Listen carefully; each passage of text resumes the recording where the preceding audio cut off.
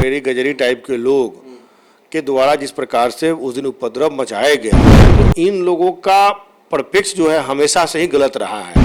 लोग चाहते हैं सरकार को बदनाम करना, उनकी मकसद कभी पूरी नहीं होगी। विपक्षी पार्टियां जो उपद्रवी के रूप में जो काम करना चाह रही हैं, उनकी मकसद को आप कामयाब नहीं होने दें, चूंकि आप आने वाले समय में हमारे देश के भविष्य हैं। उससे ही कहीं भी कोई भी पूरे बिहार में घटना दुर्घटना होता है, उसमें खुद भी जाते हैं।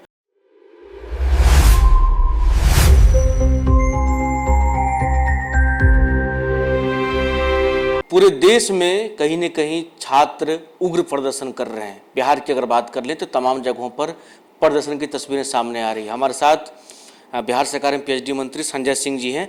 कैसे देखते हैं सर, जो दिल्ली से शुरू होता है, बिहार की भी हालत आप जान रहे हैं, तमाम छात्र जो है उग्र हैं, पुलिस, पत्रकार, ये तमाम लोगों पर हमला हो रही है, मतलब कैसे देखते हैं? क्या इसमें छात्र हैं या फिर लग रहा है जो कुछ क्या परेशानी इसमें आ रही है? देखिए, अगर छात्र अगर रहते तो छात्र के लिए सरकार ने गर्दनी बाग में एरिया बना रखा है, जहां आप शांतिपूर्ण ढंग से अपना प्रदर्शन करना है, धरना देना है, जो भी करना है उसके लिए सरकार ने अलॉट कर रखा है जगह।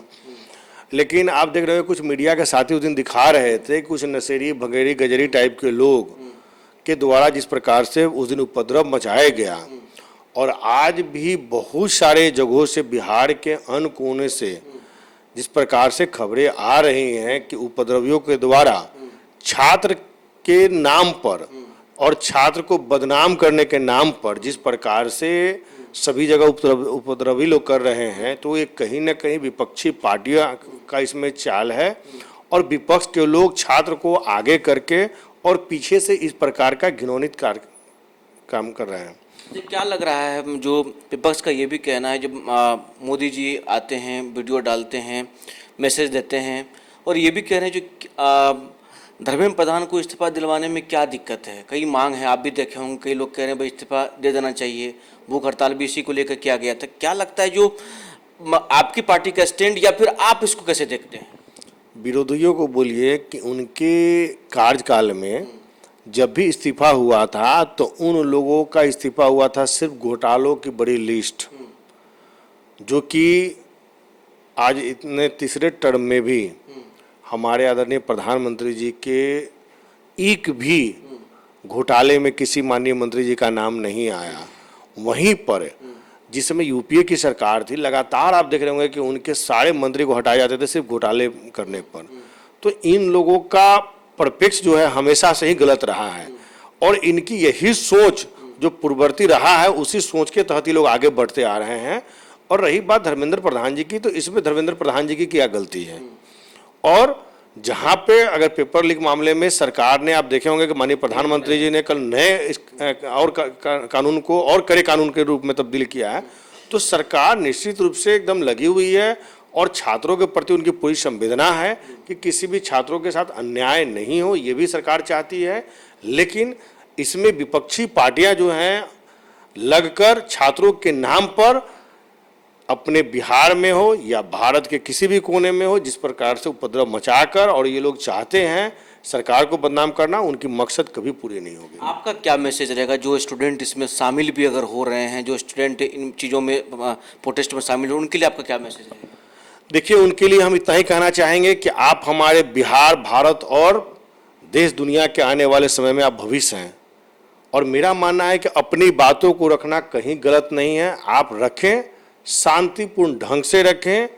आपके पीछे जो लोग बैकअप दे रहे हैं उनकी बैकअप नहीं ले। आप सिर्फ स्टूडेंट जितने भी हैं वो संगठित होकर आपको प्रदर्शन करना है, शांतिपूर्ण ढंग से प्रदर्शन करें, विरोध करें सरकार का। मैं ये नहीं कह रहा वो नहीं करें, आप अपनी नीतियों पर खड़े रहें, लेकिन आपके पीछे जो विपक्षी पार्टियां जो उपद्रवी के रूप में जो काम करना चाह रही हैं, उनकी मकसद को आप कामयाब नहीं होने दें, चूंकि आप आने वाले समय में हमारे देश के भविष्य हैं, और हम नहीं चाहेंगे कि हमारे देश के भविष्य किसी और के हाथ में जाकर और उपद्रव का शिकार हो। कहीं ना कहीं अगर आज सर फटने की बात आ रही है, पैर में चोट लगने की बात आ रही है, किसी भी प्रकार की घटना आ रही है, तो एक पक्षीय हो रहा है, इसमें दोनों पक्ष का हो रहा है। उसमें कहीं ना कहीं हमारे छात्र चोटिल हो रहे हैं, किसी के अगर मान लीजिए दिमाग पर लग रहा है, कल हमारे वो देश के भविष्य हैं, और उनके दिमाग में किसी छात्र के चोट लगता है, कल को उनके दिमाग पर कोई असर पड़ जाता है, तो उनका तो भविष्य खत्म हो जाएगा।